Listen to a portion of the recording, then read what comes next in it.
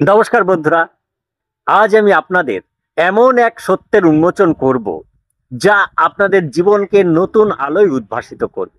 যে রামায়ণকে আপনারা যুগ যুগ ধরে শুধু একটি গল্প বা পৌরাণিক কাহিনী হিসাবে জেনে এসেছেন, আজ সেই রামায়ণকে আমরা দেখব গভীর বৈজ্ঞানিক দৃষ্টিকোণ থেকে, আধ্যাত্মিক বিজ্ঞান, যোগশক্তি এবং আকর্ষণ শক্তির আলোকে। আপনাদের নিজেদের ভিতরের ব্রহ্মাণ্ডকে আবিষ্কার করার জন্য আপনারা প্রস্তুত তো? রামায়ণ নিছক গল্প নয়, এটি আমাদের চেতনার জীবন্ত মানচিত্র। ছোটবেলা থেকে আমরা রামায়ণ পড়েছি, শুনেছি। রাম, সীতা, হনুমান, রাবণ এইসব চরিত্রগুলো আমাদের কাছে পরিচিত। কিন্তু একটি মৌলিক সত্য হলো, এই চরিত্রগুলো কি শুধু ইতিহাসের পাতা থেকে উঠে আসা কোনো মানুষ, নাকি মানুষ নয়? বন্ধুরা, বেদ আর উপনিষদ দ্ব্যর্থহীনভাবে ঘোষণা করে রামায়ণ নিছক কোনো অতীত ঘটনা নয়, এটি আমাদের নিজেদের ভিতরের এক মানচিত্র, আমাদের চেতনার স্তরগুলোর এক জীবন্ত প্রতিচ্ছবি। প্রতিটি চরিত্র আমাদের মনের এক একটি দিক, আমাদের ভিতরের এক একটি শক্তিকে উপস্থাপন করে। রামায়ণ মূলত আমাদের শেখায় কিভাবে আমাদের ভেতরে আকাঙ্ক্ষা, আমাদের চেতনা, আমাদের কর্ম এবং আমাদের অহংকারকে সামঞ্জস্যপূর্ণ করে এক পূর্ণাঙ্গ সফল জীবন তৈরি করতে হয়। আর এই যে নিজেদের ভিতরের শক্তিগুলোকে সঠিক পথে চালিত করার পদ্ধতি, নিজেদের স্বপ্নগুলোকে বাস্তবে রূপ দেওয়ার প্রক্রিয়া, আধুনিক যুগে একে বলা হয় আকর্ষণের শক্তি, ল অফ অ্যাট্রাকশন বা ল অফ ম্যানিফেস্টেশন। রামায়ণ হাজার হাজার বছর ধরে এই গোপন বিজ্ঞানকেই গল্পের ছলে আমাদের শিখিয়ে আসছে। এটি এক অমোঘ সত্য।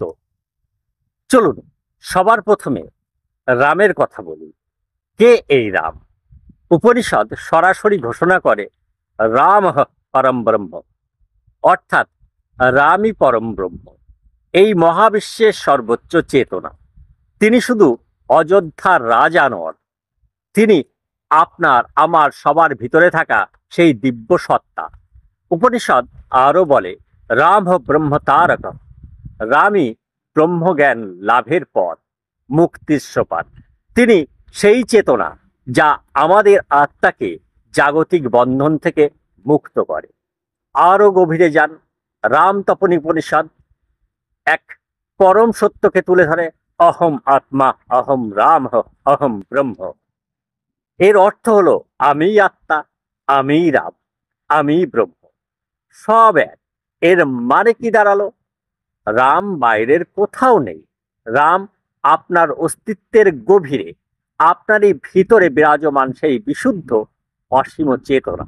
রামকে উপলব্ধি করা মানে নিজেকে উপলব্ধি করা। এটি একটি অকাট্য সত্য। যোগশক্তির ভাষায় রাম হলেন সহস্রার চক্রের প্রতীক। এটি আমাদের মাথার তালুতে অবস্থিত সর্বোচ্চ শক্তি কেন্দ্র, যা দিব্য জ্ঞান, পরম শান্তি আর মোক্ষের সঙ্গে যুক্ত।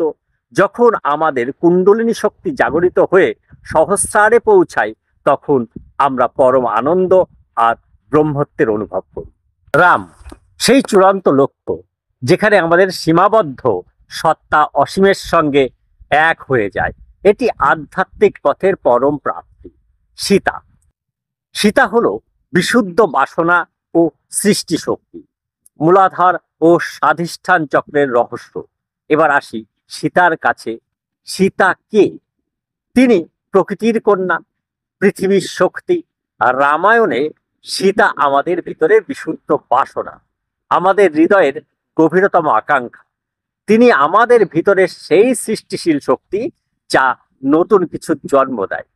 কুণ্ডলিনী যোগে সীতা দুটি গুরুত্বপূর্ণ চক্র শক্তিকে সরাসরি উপস্থাপন করে। প্রথমত মূলাধার চক্র, যা মেরুদণ্ডের গোড়ায় অবস্থিত। এটি আমাদের অস্তিত্ব, স্থিতিশীলতা এবং নিরাপত্তার অনুভূতি নিয়ন্ত্রণ করে। সীতা আমাদের সেই মৌলিক শক্তি যা আমাদের জীবনকে ধারণ করে রাখে। দ্বিতীয়ত স্বাধিষ্ঠান চক্র, যা নাভির নিচে অবস্থিত।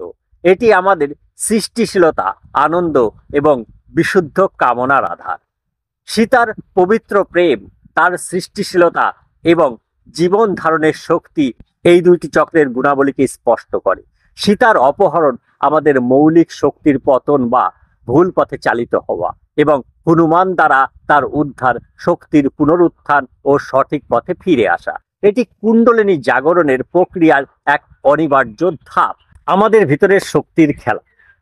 রামায়ণের প্রতিটি চরিত্রই আমাদের ভিতরের কোনো না কোনো শক্তি প্রবণতাকে দৃঢ়ভাবে তুলে ধরে।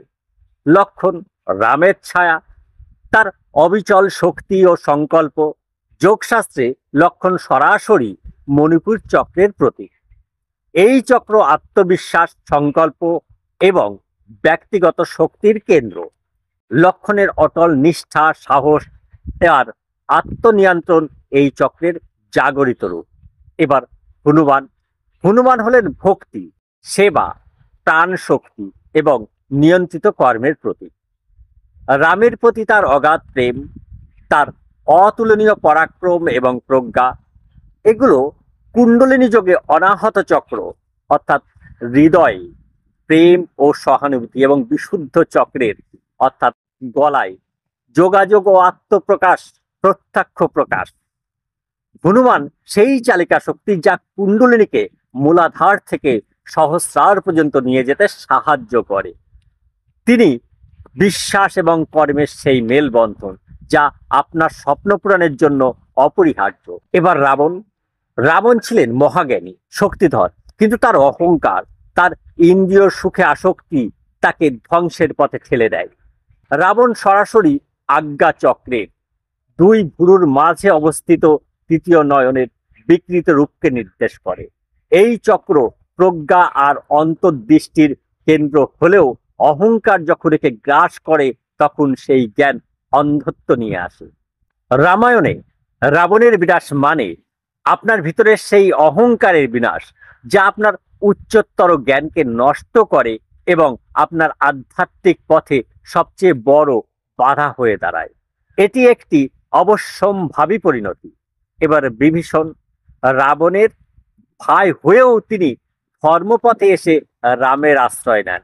বিভীষণ আমাদের ভিতরে সেই সৎ অংশকে উপস্থাপন করে যা ভুল পথ থেকে সরে এসে সত্যের পথ বেছে নেয়। এটি হলো আপনার ভিতরের সেই আত্মসংশোধনের সংকল্প, নেতিবাচকতা ছেড়ে ইতিবাচকতার দিকে ফেরার এক অদম্য শক্তি।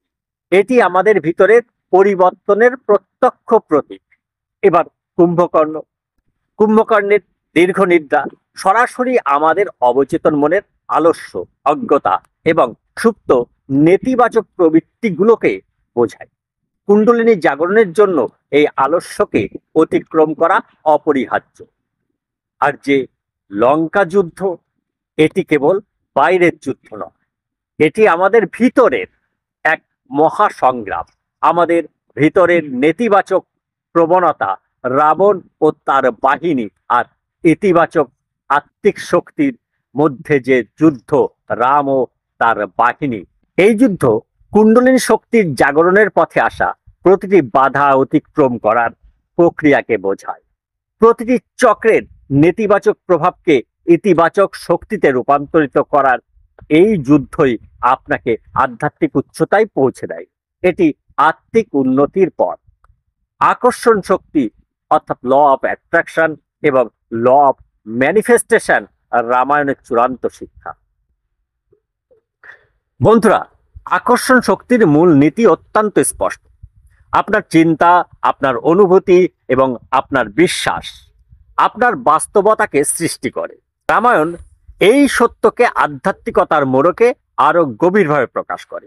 যখন আপনার ভিতরের রাম অর্থাৎ পরম চেতনা আপনার সীতারূপী বিশুদ্ধ বাসনাকে পূর্ণ করতে চান, তখন এই আকাঙ্ক্ষা বাস্তব হয়ে ওঠার জন্য মহাজাগতিক শক্তি কাজ করে।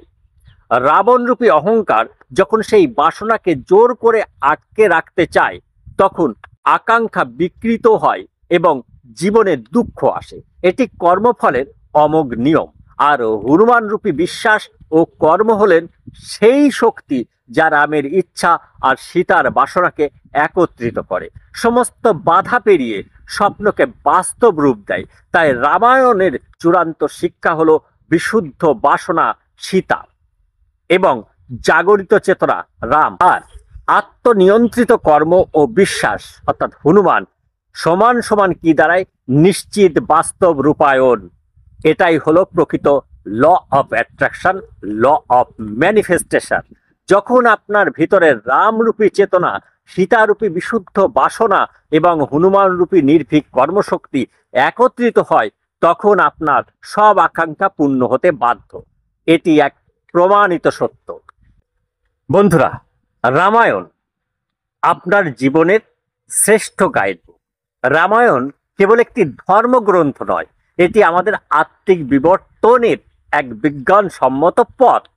এটি আপনাকে শেখায় কিভাবে আপনার সুপ্ত কুণ্ডলিনী শক্তিকে জাগিয়ে তুলতে হয়, কিভাবে আপনার ভিতরের প্রতিটি চক্রকে সক্রিয় করতে হয় এবং কিভাবে আপনার ভিতরের সেই ঈশ্বরত্বকে উপলব্ধি করতে হয়। এই মহাকাব্য আপনাকে দেখায় যে আপনার জীবনের প্রতিটি সমস্যা, প্রতিটি বাধা আসলে আপনারই ভিতরে এক একটি চ্যালেঞ্জ। আর এই চ্যালেঞ্জগুলোতে জয়ী হওয়ার মূল মন্ত্র হলো আপনার ভিতরের রামকে চিনুন, সীতারূপী আপনার বাসনাকে শুদ্ধ রাখুন এবং হনুমানের মতো অটল বিশ্বাস ও কর্মের মাধ্যমে এগিয়ে চলুন। রাম শুধু একটি নাম নয়, তিনি সেই কেন্দ্র যার মধ্যে নিহিত আছে পরম প্রেম, অসীম আকর্ষণ শক্তি এবং আপনার জীবনের চূড়ান্ত মুক্তির সূত্র। রামায়ণ পাঠ করে আমরা শুধু একটি গল্প শুনি না, আমরা আমাদের নিজেদের ভিতরের এক মহৎ যাত্রা শুরু করি। এই যাত্রা আপনাকে আপনার সুপ্ত সম্ভাবনাকে চিনিয়ে দেবে, আপনার আকাঙ্ক্ষা পূরণের পথ খুলে দেবে এবং আপনাকে এক পরিপূর্ণ আনন্দময় জীবনের দিকে নিয়ে যাবে। আজ থেকে রামায়ণকে নতুনভাবে দেখুন, নতুনভাবে বুঝুন আর নিজেদের জীবনকে রূপান্তরিত করুন। আপনাদের সবার আধ্যাত্মিক যাত্রা শুভ হোক। আজ এখানেই শেষ করলাম। সকলেই ভালো থাকুন, সুস্থ থাকুন এবং সকলকে ভালো রাখুন।